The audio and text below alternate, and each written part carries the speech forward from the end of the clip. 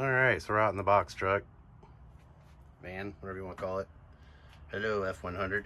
We're going to talk winches and how or what I'm going to do about that situation. Okay, so here's a stock tire. I've never even driven one of these with one of those on it. Yes, I have. Before I came to Thanksgiving 3 years ago, I drove one at the coast. It was a Ford F100. He was complaining he didn't like the tires as much, that everybody's complaining about them, but I believe you in the fact that if you drove them for a minute, they actually started working a lot better, because it's a popular tire and they make them in the real world and they work in the real world, so why wouldn't they work in the smaller world? So these KYXs are diameter wise the same. They are actually a little more square, if I'm going to say that. So now I have driven one of these with a larger than stock tire, and with the smaller tires like I have on that guy, as you've seen my bumper, and as I showed you a picture of it, how much I had to cut out yesterday to make this tire fit. But this tire actually fits, and it fits really well. And there's only one or two things you end up doing.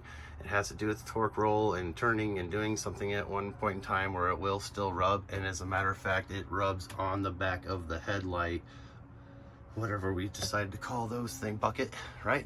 It's actually on the back of the bucket, not hitting the light bulb, but on the bucket. So I like that. That is tight.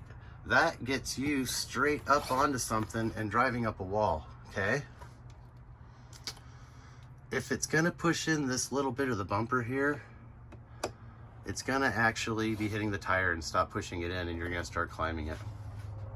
I'm with this bumper, and I want to do this to the one I send to you. This one. Now this truck, this is stock right now still and everything, right?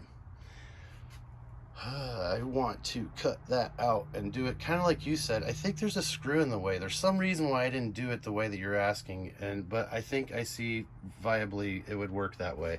I don't know. It's great you mentioned that, because it'd probably be a lot easier.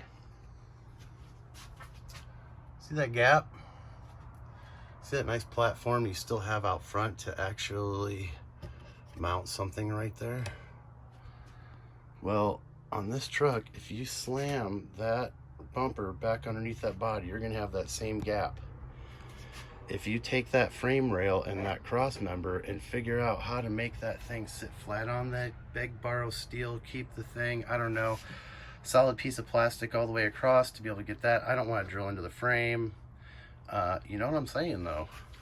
That lines up pretty darn good with that bumper, and that bumper is going to be a lot closer.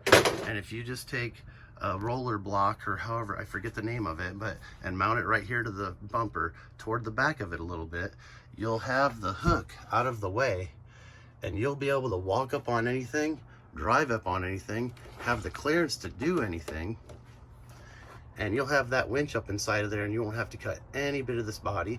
That roller block is going to hold that cable down so it never rubs on that. And dude, that's going to be freaking sick. And that's how I'm going to figure out how to do mine.